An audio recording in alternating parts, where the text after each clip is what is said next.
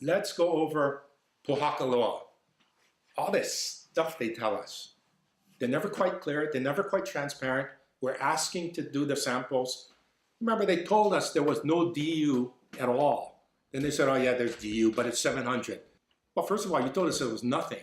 Now that you tell us there's 700, why stop there? Why don't we just go do a survey and see how much there really is? Then you hear all this stuff like, well, DU is not dangerous. I agree. A bowling ball of DU, that's not dangerous. But in the dust form, in the oxide forms, it is. So when they tell you it's not dangerous, pin them down. Dust, DU, dust in the oxide form. Depleted uranium. Is that dangerous? No, it's sitting there as a lump. Okay. The minute you burn it or explode it and the dust comes out in the form of oxides too, that's really dangerous. Yes. And then it blows away or settles back down on the ground. The big chunks settle, the small stuff blows and we breathe it. That stuff on the ground, is that dangerous? No, that's like ashes. Well, then why are we worried? This is what actually the military said. The dangerous stuff blew away, the stuff sitting on the ground. So we're not inhaling it until you bomb it again. There's really, once again, time for physics.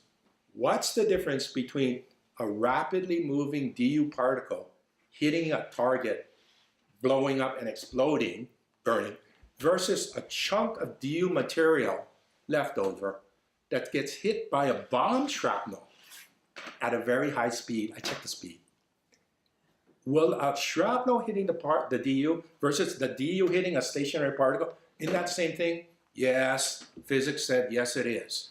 So when you keep bombing and hitting these DU particles, the DU remnants, you'll burn them, you'll stir up more dust. And then of course some of the dust, you just stir it up more for us to breathe. That's why the bombing and the stirring up of dust generates more till all your remnants are burned. Well, how much remnants were there? I have no idea. At first you said 0, now you say spotting rounds.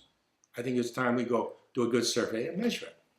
Trying to say DU is safe, yeah, DU is safe, but dust form isn't.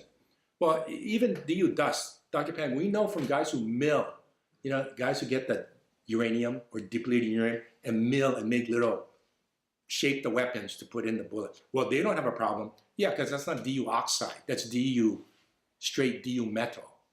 And the final thing I would like to say is that we did monitor outside Pohakuloa training camp, the Girl Scout camps.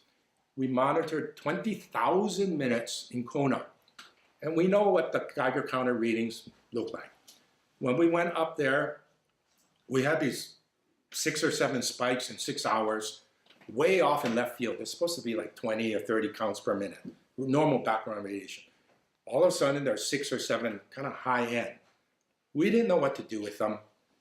And it could be cosmic rays coming through at high elevation, but it could be depleted uranium blowing in on the dust. But I've seen strange arguments against what I have learned and what Mike Reimer, emeritus professor, and Doug Rocky, PhD, health physics, Rosalie Bertel, the late Rosalie Bertel, PhD physics. I just don't see their arguments. And all we're asking is to be a reasonable, go ahead, let's do a survey. Let's not depend on existent or non-existing records of what was brought in. Do a survey. Do not dismiss it that this is not a health effect until you can show me you've taken into account dust. Good luck, because the millirems things do not talk that much about internal exposure, and depleted uranium oxides, which clear the body in decades instead of weeks.